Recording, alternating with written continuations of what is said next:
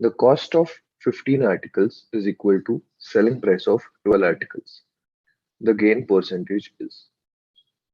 Now, for such questions, you can easily convert the equation as the statement says cost of 15 articles. So you can write it down as cost price of 15 articles is equal to selling price of 12 articles.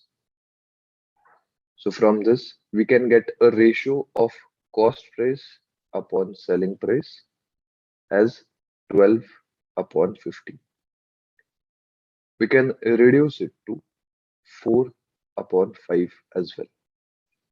So we can assume here that cost price is 4, selling price is 5. So we can see that there is a profit of 1. So profit percentage becomes 1, that is profit upon cost price, that is 4 into 100, that is 25 percentage.